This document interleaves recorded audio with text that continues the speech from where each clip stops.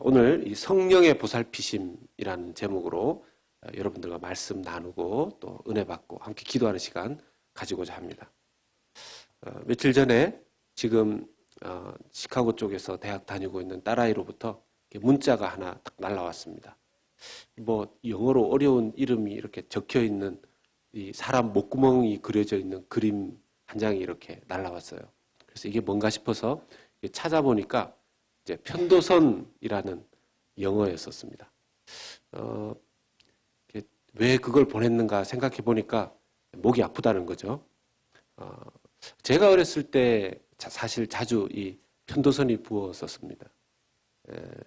그래서 열이 나서 편도선이 붓고 목이 아파서 자주 누워 있었는데 아프고 그랬었는데 겨울에 아마 저를 닮아서 안 좋은 거는 많이 또 아빠를 이렇게 닮는 것 같아요. 그런 건 안 따라 해도 되는데 제 기억에 그렇게 아플 때 저희 이제 부모님이 다 바쁘셨지만 저희 어머니께서는 그래도 그럴 때만이라도 이렇게 일 나가는 걸 좀 줄이시고 제 곁에서 저를 이렇게 간호해 주시고 보살펴 주셨던 그런 기억이 납니다. 아마 여러분들도 비슷한 기억이 있지 않으실까 그런 생각들이 듭니다. 오늘 우리가 함께 말씀 나누고 기도하는 가운데 정말 부모님께서 우리를 보살피듯이 우리 하나님께서 성령으로 또 능력으로 우리를 보살피시는 그 은혜 또 그 보살피시는 경험을 체험하시는 오늘 이 집회 될 수 있기를 주님의 이름으로 축복합니다. 창세기 1장의 말씀은 세상의 첫 모습을 우리에게 보여주죠. 우리는 세상이 어떻게 만들어진지 모르지만 말씀을 통해서 세상이 만들어진 처음의 부분들을 알 수 있습니다. 창조가 시작되는 바로 그 시점입니다. 지난주에 창세기 1장 1절 말씀을 가지고서 나누었었죠. 태초에 하나님이 천지를 창조하시니라. 그 말씀 가운데 이 태초는 무엇이라고 그랬습니까? 세상 모든 그 세상이 시작되어지는 그 시점. 근데 그 이전에 하나님 계셨다라는 것이죠. 여기서 말하는 태초에라고 했을 때 이 시간 개념은 하나님 이미 계셨지만 그 시간 개념 자체가 만들어졌었다고 그랬습니다. 그때부터 시간이라는 것이. 하나님께는 시간이 필요 없는 거죠. 인간 때문에 사실은 세상이 만들어지는 그 시점부터 시간이 필요했다 그랬습니다. 그런데 그 시간 개념조차도 타락이 되었다 그랬죠.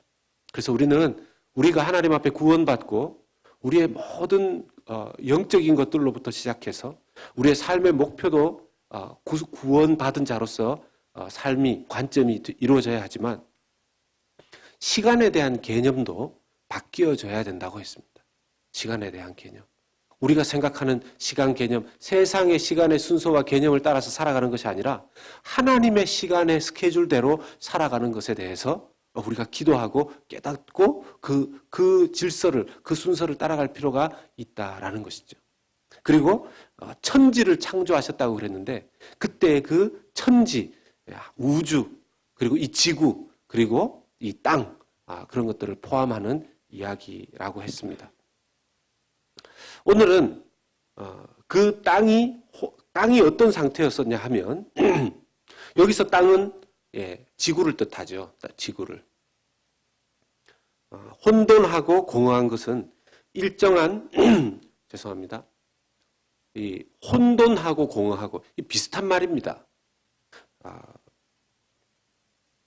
일정한 형체가 지금 없는 상태라는 거죠. 땅이.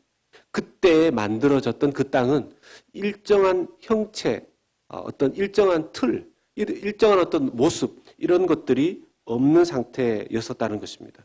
원시 우주의 상태, 혼돈스럽고 황막하던 그런 모습을 말해줍니다. 그리고 그 혼돈하고 공허했을 뿐만 아니라 온 세상이 흑암에 있었다고 이야기합니다. 흑암, 캄캄한 것을 이야기하죠.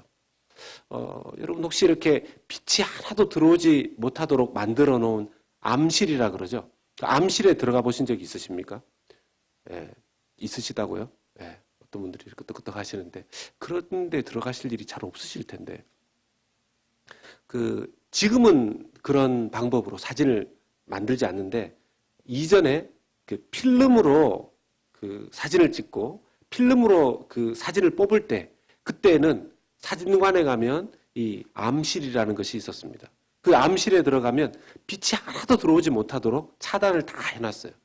왜냐하면 그 사진을 찍은 그 필름을 뽑아서 빛이 전혀 없는 상태에서 화학 약품으로 그 필름 안에 사진 찍은 그 상들이 드러나게끔 하고 나서 이제 빛이 그 필름에 영향을 끼치지 않는 그 빛이 그때는 들어와도 되기 때문에 그렇습니다. 어떻게 제가 잘 아냐고요? 예, 저희 아버님이 사진관을 했었습니다. 예, 그래서 제가 잘 알죠. 그런데 여러분 암실이라는 것은 빛이 있지만 빛이 전혀 들어오지 못하도록 사방을 다 틀어막은 것이 암실이라면 이때의 암흑은 어떤 암흑이냐 하면요. 빛이 원래 없는 상태입니다. 지금. 빛이 만들어지기 전 상태라고 할 수 있습니다. 빛은 언제부터 등장합니까? 이제 3절부터 등장을 합니다. 아직까지 빛이 지구상에 아예 없는 상태. 그런 상태였었기 때문에 이건 소위 말하는 칠흑 같은 어둠, 어떻게 캄캄해도 이렇게 캄캄할 수 없는 정도의 그런 흑암이라고 할 수 있습니다. 그런 흑암의 상태였었다는 거죠. 그리고 기품. 이 기품이라는 것이 그냥 어떤 기품, 이렇게 막 바닷속에 이렇게 아주 깊은 바다가 있는 그곳에 물들은 어떻게 움직입니까? 얕은 물은 우리가 이렇게 출렁거린다고 표현을 한다면 깊은 이 해저가 아주 깊은 곳에 있는 그 바다의 물은 일렁거린다는 표현을 씁니다. 이렇게 움직임이 아주 묵직하게 이렇게 움직이죠. 네. 크루즈 같은 거 이렇게 타보신 분들은 아마 이렇게 그런 물들, 바다의 그런 물들을 보지 않았을까 생각이 드는데 아직 못 타봐서 저는 이렇게 출렁거리고 촐랑거리는 물밖에 아직은 못 봤습니다. 아주 흑암이 깊은 위에 있고 아주 뭡니까? 이 지구의 상태가 아직까지 그 형태 자체가 지금 형성되어 있지 않고 혼돈하고 공허하고 아주 칠흑같이 어두울 뿐만 아니라 그 형태를 굳이 표현하자면 뭔가 이렇게 한번 생각해 보십시오. 이게 성경이 이렇게 표현할 수밖에 없는 건데 지구의 상태가 아주 시커먼 어떤 큰 덩어리처럼 그러나 형체가 아직까지 완성되어지지 않는 산도 바다도 제대로 완성되어지지 않는 상태에서 뭔가가 크게 이렇게 유동체처럼 일렁거리고 있는 그런 모습을 이 지금 2절에서 우리에게 설명해주고 표현해주고 있는 것입니다. 그런데 그 기품조차도 사실은 혼돈하고 공허한 그리고 아주 칠흑같이 어두움 속에 있는 그 일렁거림이라는 것입니다. 이것이 지구의 초기 형태였다는 것이죠. 우리가 살고 있는 지구의 초기 상태였다라는 것입니다. 모든 것이 혼돈스럽고 무의미하고 생명체는 하나도 없고 생명이 없는 그런 무생명 상태라고 할 수 있습니다.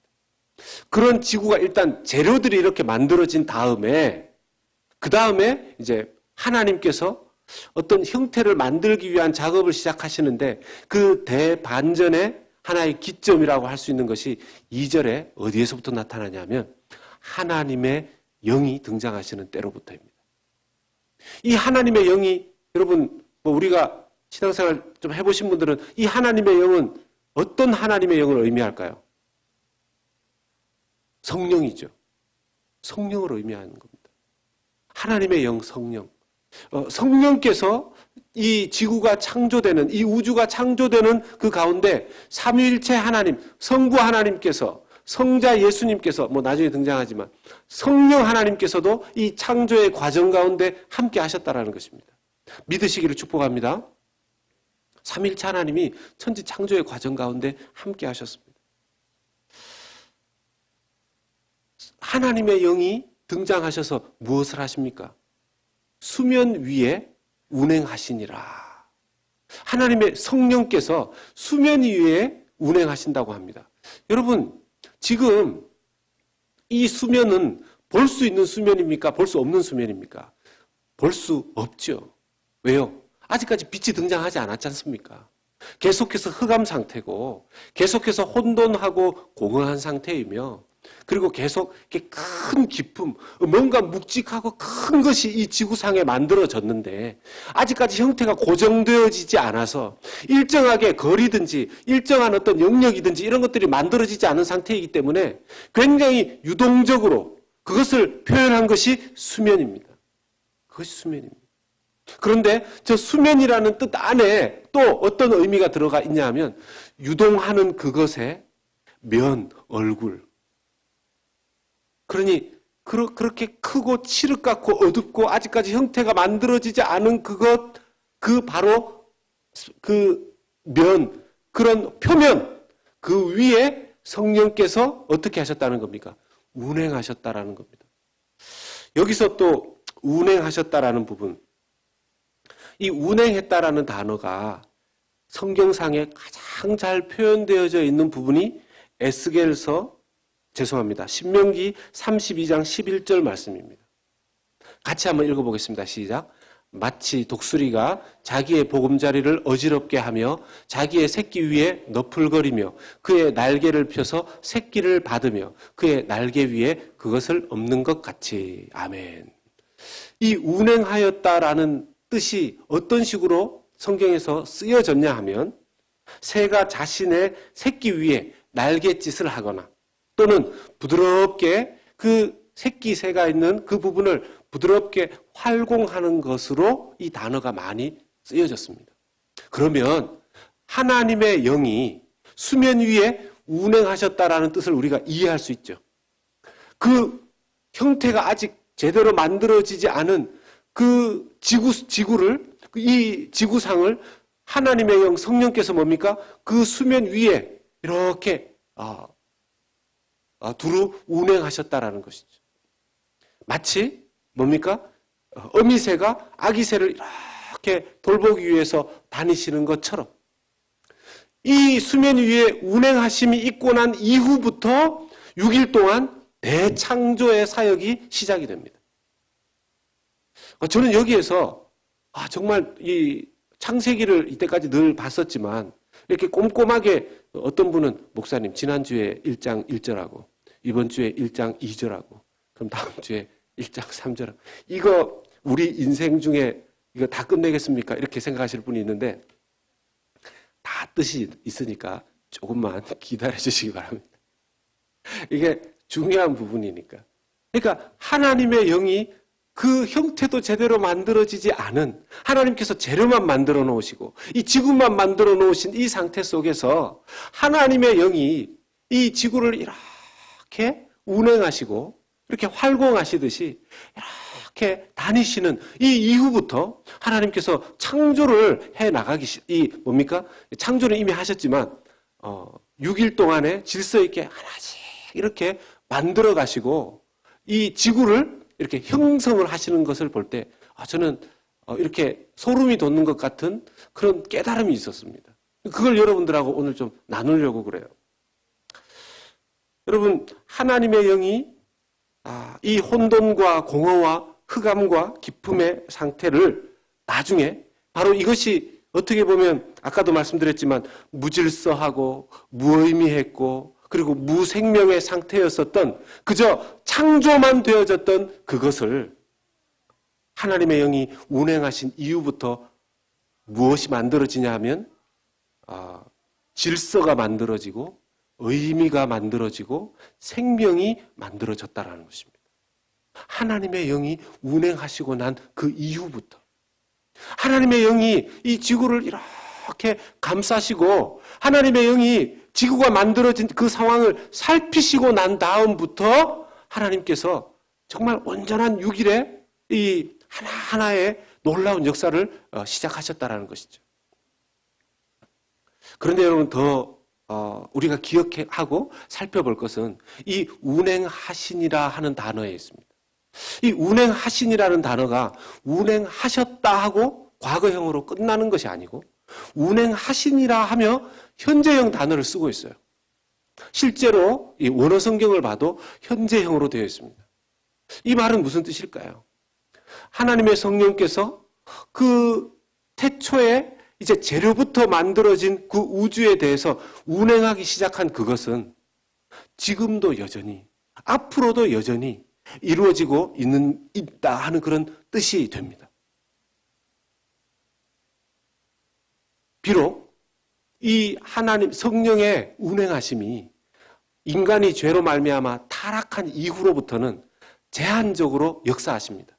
성령께서 제한되는 것이 아니라 인간이 죄를 지었기 때문에 하나님의 성령께서 인간에게 임하는 것이 간헐적으로, 임시적으로 이루어지게 됩니다. 왜? 하나님은 죄와 함께 할 수 없기 때문에.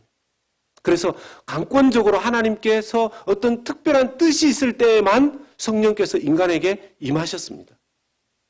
근데 오늘날은 그 늘 항상 사실 운행하던 성령의 그 역사하심이 이제 예수 그리스도를 믿는 우리 속으로 들어오시고 우리 안에 함께 거주하게 되었다는 사실을 믿으시기를 축복합니다. 온 우주를 창조하시고 세상을 만드시는 이 주님의 천지 창조의 과정을 통해서 우리가 하나님의 성품과 하나님에 대해서 더 알 수 있기를 바랍니다. 주님께서 세상을 만드시면서 비록 재료 자체를 만드시고 난 다음 그때 그 재료만 있는 지구의 상태는 혼돈이었었고 무질서였고 무의미였었고 무생명이었었지만 하나님의 영이 임함으로써 그 모든 것이 바뀌어지기 시작했다고 그랬습니다. 그런 의미에서 우리가 오늘 말씀을 통해서 깨닫게 되고 기억해야 될 몇 가지는 첫 번째는 하나님의 역사하심이 혼돈과 공허를 변화시킨다는 것입니다. 하나님의 역사하심.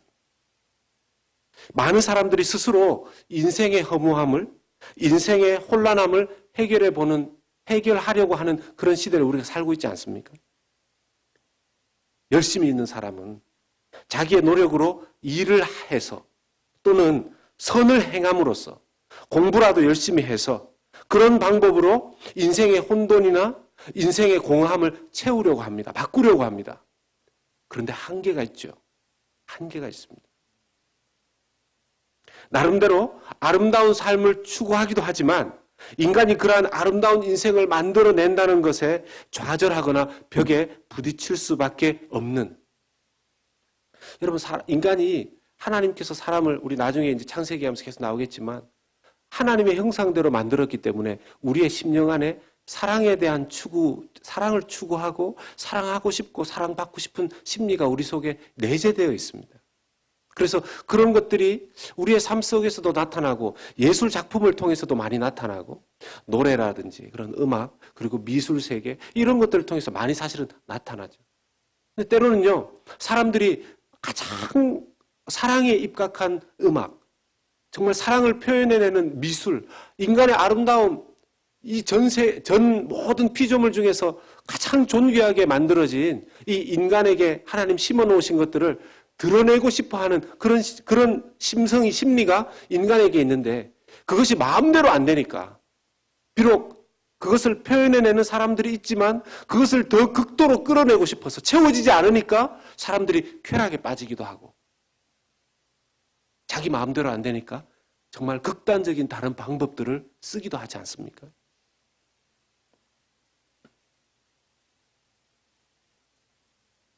인간은 하나님이 없으면 아무리 노력해도 공허와 혼돈을 피할 수가 없습니다. 해결할 방법이 없습니다.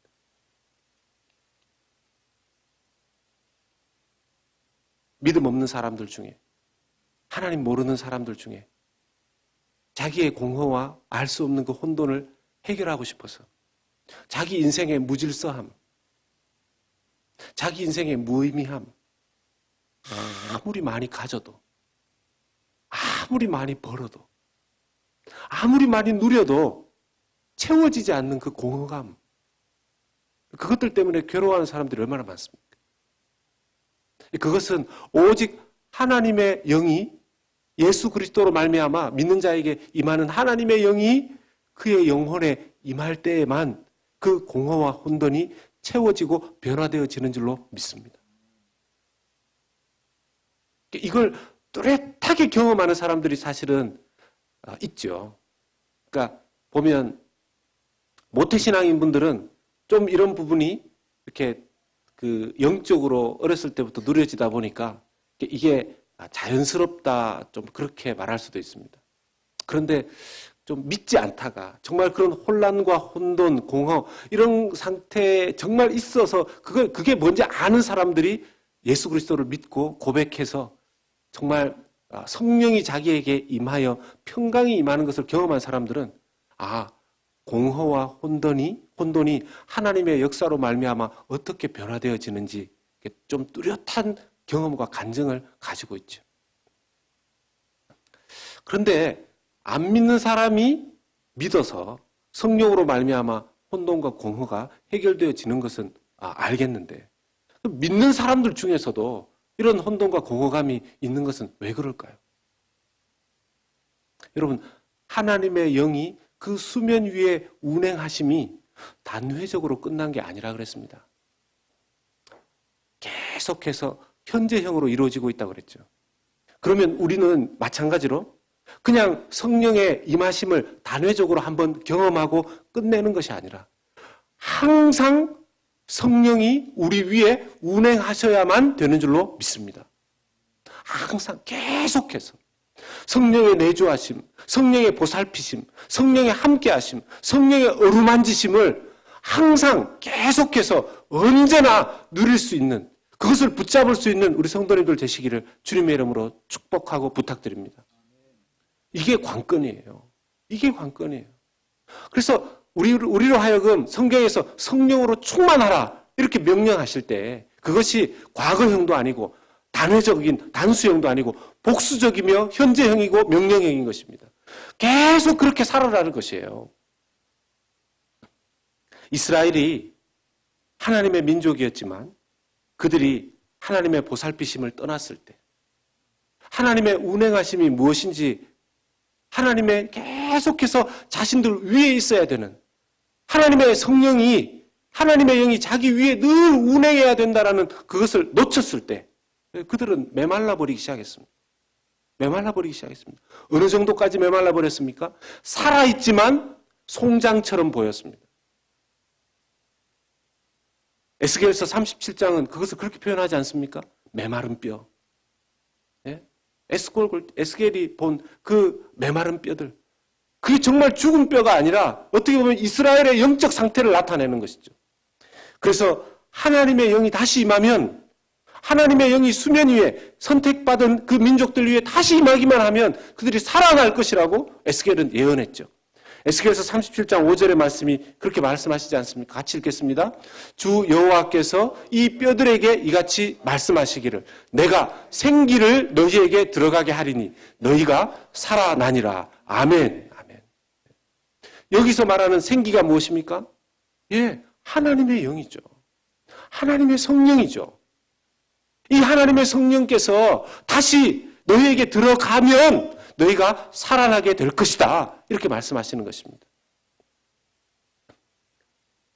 그래서 우리가 예수님을 믿어도 영적으로 메말라지는 큰 이유는요. 우리가 혼돈과 공허를 경험하게 되는 가장 큰 이유는 여호와의 영, 성령을 계속해서 우리가 의지하지 않기 때문에 그렇습니다. 성령의 보살피심 아래에 계속해서 자신을 두지 않기 때문에 그렇습니다. 두 번째, 그래서 우리가 기억해야 될 것은 성령께서 우리를 보살피신다는 것을 기억할 수 있기를 바랍니다. 성령께서 우리를 보살피십니다. 하나님은 항상 우리를 보살피시는 어미 독수리와 같은 분이라는 것을 우리가 기억해야 될 것입니다. 하나님 늘 우리를 보살피십니다.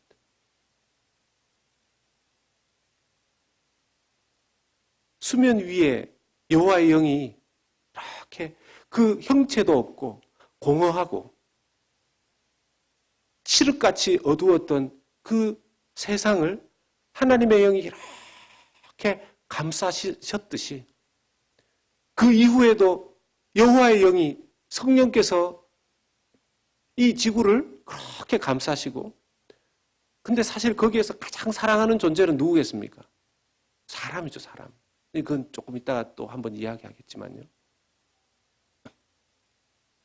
이 하나님의 보살피심이 늘 우리의 생각 속에, 영적인 우리의 심령 속에 기억되어질 때 우리에게 안식과 평안과 믿음이 생성되는 줄로 믿습니다. 정말 중요한 부분입니다. 하나님의 보살피심, 하나님의 어루만지심, 이게 왜 중요하냐면요. 여러분 마태복음 11장 28절과 29절 보겠습니다. 같이 읽겠습니다. 수고하고 무거운 짐진 자들아 다 내게로 오라. 내가 너희를 쉬게 하리라. 나는 마음이 온유하고 겸손하니 나의 멍에를 메고 내게 배우라. 그리하면 너희 마음이 쉼을 얻으리니. 아멘. 아멘. 어떤 분들은 아니 멍에를 메면 무거운데 어떻게 쉼을 얻을 수가 있습니까? 쉬려면 멍에 같은 거 다 벗고 아무것도 없는 상태에서 쉬어야 되지 않습니까? 여러분 이왕 인간은 아무것도 안 하고 살 수는 없습니다. 어떤 가축도 그냥 잘 길러서 나중에 잡아먹을 그 가축 말고는 어떤 가축도 작은 일이라도 하게 되어 있습니다. 그러면 이왕의 일을 해야 되는 거라면 멍에가 필요한데요. 여러분 멍에는 목수가 만들죠. 예수님은 좋은 목수셨습니다. 그래서 여러분 이 좋은 멍에를 만들 줄 아는 좋은 목수가 하는 일은 뭘까요? 그 가축이 멍에를 매기 위해서, 멍에를 제작하기 위해서 오면 좋은 목수일수록 그 소라든지 또 다른 그 가축의 멍에를 메워야 하는 그 부분을 어떻게 했겠습니까? 잘 어루만졌겠죠. 잘 어루만졌겠죠. 자기가 나무를 깎아서 만드는 이 멍에를 통해서 그걸 나중에 얹어주면 이 소가 하나도 아프지 않도록, 정말 너무 꼭 맞아서 그 멍에를 매더라도 내가 멍에를 맸는지 안 매었는지 모를 정도로 그렇게 좋은 목수는 그 소의 등을, 어깨를, 그 목 부분을 잘 어루만지고 난 다음에 거기에 맞게 멍에를 만들지 않았겠습니까? 그러면 여러분 주님께서 나에게 오라 그렇게 말씀하실 때에는 우리를 어루만지셔서 보살피시기 위함인 줄로 믿습니다. 우리가 우리 스스로를 보살피려고, 우리가 우리 자신을 방어하려고, 우리가 우리 자신을 지키려고, 우리가 우리 자신을 뭔가를, 우리의 인생을 만들어 보려고 애를 쓰면 쓸수록 안 맞아요. 일이 틀려지고 아프고 고치기도 어렵고 자꾸 어려워집니다. 그런데 주님의 보살피심에 우리를 맡기면 주님께서 우리를 그 보살핌 안에는 주님의 어루만지심이 포함되어 있는 줄로 믿습니다. 주님이 우리를 권면하시는 거죠. 주님이 우리를 어루만지시면서 김 목사, 너한테 맞는 목회 방식은 이런 거야. 너한테 맞는 이런 너의 사역은, 사역 패턴은 이런 거야. 내가 너에게 주는 사명은 이런 거야. 이렇게 하나님 말씀하시는 것 같아요. 우리 교인들을 향해서 제가 이 말씀을 보면서 기도할 때 하나님, 우리 성도님들이, 우리 교우들이 어떻게 하면 예수님을 믿고 이 땅에서 쉼을 누리면서 마음의 안식을 가지고 평안한 가운데 신앙생활을 할 수 있을까요? 다른 어떤 방법보다 제가 이분들을 다 만지고 만나면 해결할 수 있는 게 아니죠. 오히려 그렇게 잘못하다가 오히려 망가뜨릴 수도 있어요. 제일 첫 번째로 좋은 방법은 뭐냐 하면 우리 모든 교우들이 성령의 어루만지심 가운데, 성령의 보살피심 가운데 있게 되는 줄로 믿습니다. 그렇게 되어야 되는 거죠. 모든 성도들이 나를 보살피시는 분 하나님, 나를 어루만지시는 성령님, 나는 성령님의 어루만지심과 보살피심 아래 나는 항상 있다. 이것을 기억할 때 하나님께서 주시는 놀라운 은혜와 평강이 우리 성도님들에게 임하는 줄로 믿습니다. 그 평강 누리시기를 축복합니다. 우리가 이 말씀 묵상하면서 자꾸 내가 하려고 하는구나. 자꾸 내가 하려고 하는구나. 지금 어떤 일과 어려움들이 혹시 있으십니까? 도무지 뭐 이렇게 만지면 자꾸 더 엉망이 되고 도무지 해결할 수 없는 것처럼 느껴지는 것이 있으십니까? 하나님의 영의 보살피심에 맡기실 수 있는 여러분들 되시기를 축복합니다. 하나도 해결 못해요. 하나도.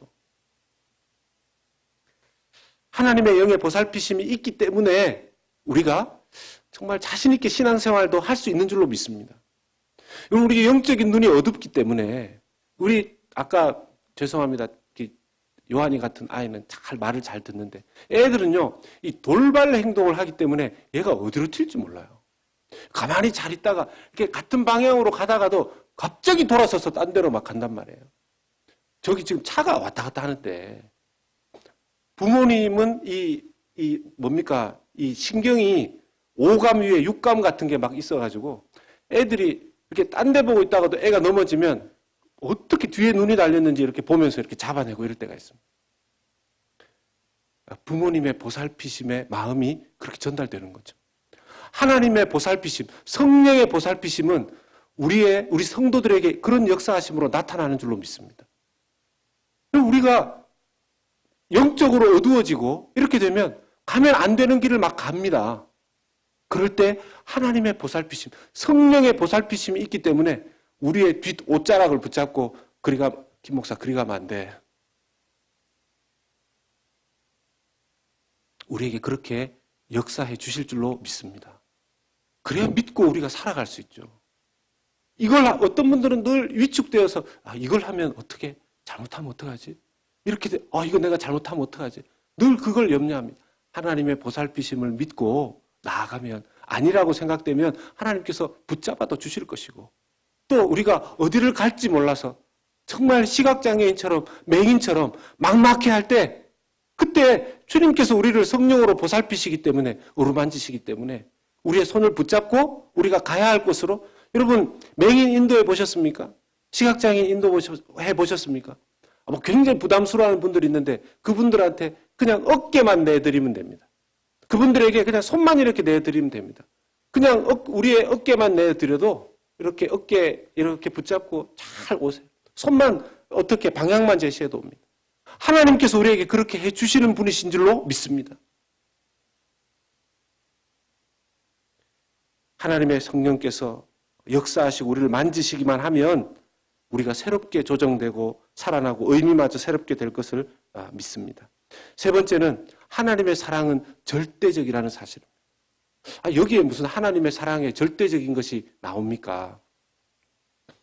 이 창세기 1장 1절과 2절을 가지고서 자유주의자라든지 또 이 진화론자라든지 이런 쪽에서는 이게 아주 창세기 1장 1절 2절부터 틀려먹은 것이다 이렇게 얘기합니다. 이렇게 비과학적인 이런 얘기를 하냐 이렇게 얘기를 해요. 1장 1절에 하나님이 천지를 창조하셨다 이 대목은 말도 안 되고 두 번째 뭡니까? 여기 땅이 혼돈하고 공허하며 흑암이 깊음 위에 있고 하나님의 영은 수면 위에 운행하시니라. 하나님이라는 분이 계신다면 신이라는 분이 계신다면 그리고 그 신이 이 온 우주를 만들었다면 왜 지구에 관심을 가지겠냐는 거죠. 왜냐하면 지구가 아니라 지구보다 훨씬 큰 행성들 지구도 알고 보면 태양을 중심으로 이렇게 태양계가 되어 있고 또 태양계는 또 다른 우주의 영역에 연결되어져 있어서 알고 보면 지구보다도 더 뛰어나고 더 집중해서 봐야 되는 지구 그래봤자 우주에 나가서 이렇게 보면 푸른 점, 블루 닷이라고 얘기하잖아요. 푸른 점에 불과한 건데 무슨 과학적으로 앞뒤도 안 맞는 이런 지구에 왜 집중하냐. 과학자들이 그렇게 얘기를 합니다. 그런데 그건 상대적인 개념이고요. 하나님의 관점에서 지구는 하나님께서 가장 사랑하는 존재로 창조하시는 인간을 머물게 하는 공간이기 때문에 하나님의 절대적인 사랑이 지구에 또 그리고 이 땅에 하나님께서 만드시는 사람들에게 영혼에게 있는 줄로 믿습니다. 그래서 여러분 우리는 하나님께서 우리를 상대적으로 뭘 비교해서 창조한 존재들이 아니라 절대적인 사랑으로 하나님의 창조하심을 받은 자들임을 믿으시기를 축복합니다. 늘 그 부분을 생각해야 됩니다. 왜냐하면 우리는 비교에 능한 죄성을 가지고 있거든요. 늘 많이 비교하려고 합니다. 그런데 하나님은 저 사람이 더 커? 그런 사랑이 아니라는 거죠. 여러분 요한복음 3장 16절은 그래서 우리에게 의미 있는 구절이 되는 거 아닙니까?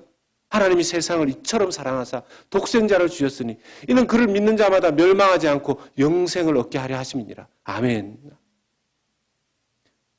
우리가 상대적으로 누군가하고 비교해서 우리를 구원하시기 위해서 오신 분이 아닙니다. 여기에 계신 저와 여러분 한 명 한 명을 절대적으로 사랑하셔서 이 세상에 오신 분이시고 우리를 구원하신 것이죠. 사랑하는 여러분, 오늘 이 하나님의 영은 수면 위에 운행하시니라. 성령의 보살피심. 그때 그 천지를 창조하시며 여러분 보십시오. 이 시점으로부터 해서 그 이후에 지구를 만들어 가신다 그랬죠. 하나님의 성령께서 우리에게 계속해서 어루만지시며 보살피실 때 하나님께서 우리를 원래 천지 창조하셨던 그 가장 아름다운 형태로 새롭게 회복시키시는 역사가 있게 되는 것을 믿으시기를 축복합니다. 계속해서 하나님의 보살피심 속에 있다는 사실을 꼭 기억하십시오. 우리의 신앙생활, 하나님께서 성령으로 우리를 보살피시고 어루만진다는 사실을 믿기도 해야 되지만 그 하나님의 보살피심에 자기를 내어드리면서도 신앙생활을 해야 됩니다. 싫습니다. 아파도 나 혼자 아프고 괴로워도 나 혼자 괴롭고 내 뜻대로 내 마음대로 살게 놔두세요, 하나님. 우리 그 철없는 철부질 때 왜 그러지 않습니까? 이렇게 막 누워있는데 아픈데 뭐 부모님이 와서 약 자꾸 주고 이거 먹어야 나, 저거 먹어야 나, 좀 더 자, 막 이러면은 잠도 못 자게 뭐 이러면서 문 휙 열고 나가가지고 막 또 이렇게 그런 반항아처럼 그렇게 우리가 신앙생활을 할 수 있다라는 거죠. 하나님의 보살피심이 우리에게 임한다면, 그걸 믿는다면 그 보살피심에 우리 자신을 내어드리는 것도 굉장히 중요한 신앙생활이 된다라는 것이죠.